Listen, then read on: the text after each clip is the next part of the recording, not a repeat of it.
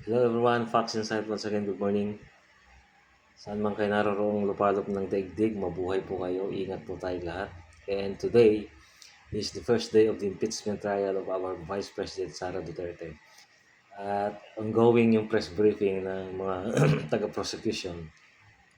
And as I watched a while ago, speaking is Ajong, and if I'm not mistaken, Renico, the young woman, claiming accountability na naman daw. Has been long awaited by the Filipino people. Ganon ganon. Kayo lang yun. Claiming accountability daw. The woman said the Filipino nag-aabang na dito dahil as per Vice President daw in the last 2 years and the last few months sinabi rin ng kampo ng Vice President na they are ready to face the trial. Well, wag kayong manggigil mga taga-prosecution kung option ng Vice President. It's her right whether to appear or not. Hindi nyo pwedeng pilitin yan. Nakalagay nga dyan sa Senate Rules of Procedures sa Rule 9.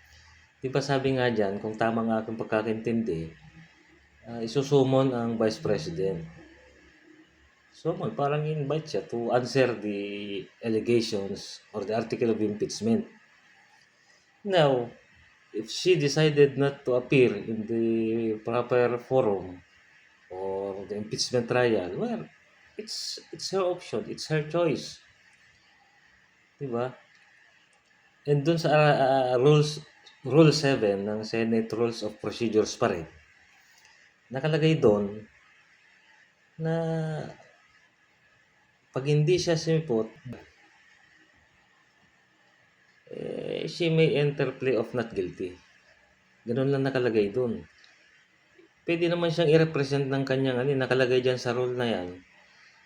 She can be represented by her lawyers.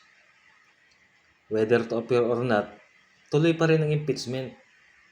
It will just put on record that the Vice President did not appear or it was represented by her lawyers. Ayun ang pagkakaintindi ko dyan. Kaya huwag niyong hanap-hanapin if the Vice President, you cannot see around the Senate the building or inside the pre-trial chamber. Huwag niyo siyang hahanapin kasi busy ho yun. Naglilibot sa mga kababayan natin siguro. Bibigay ng mga tulong, anumang bibigay ng tulong. At ito na yung inaantay ng mga sigaw ng sigaw dyan na bakit daw dapat impeach na ang Vice President nila. Hindi naman nagtatrabaho yan. Gala lang ng gala. Well, wala naman kasing nakasulat sa ating saligang batas. There was no any provision written in the 1987 Constitution mandating na ang Vice President dapat may specific na trabaho. Alam nyo, sa aking pagkakaalam po, aking idea lamang, ang trabaho ng Vice President, she was elected as the second highest public officer in our country. Magiging successor ng president yan if ever what may happen to the president. Kunyari lang, namatay, nag-resign, or permanent disability, he can no longer perform his duty as the president of this state, as the head of this state. Well, magte-take over dyan ng vice president. Yan ang papel niya. Di ba? At nakalagay dun sa Article 7, Section 3 yata ng 1987 Constitution, the President can appoint the Vice President as cabinet member whether DepEd, Department of Foreign Affairs, if the President opted to. Nasa discretion ng Pangulo yan, whether he will appoint VP Sara. And like what happened in 2024 when the President appointed as DepEd Secretary, the Vice President Sara Duterte. And then, nag-resign. Bakit nag-resign? It's because the supposed budget of the Department of Education, gusto nilang i-insert, may mag-i-insert ng 2 tao. Doon pumalag ang VP. Kaya nabunyag doon lumabas yung statement niya na ang pondo ng Pilipinas ay nasa 2 tao lamang. Yun ang dahilan niya kung ba't siya nag-resign. And actually, she was appointed by the President.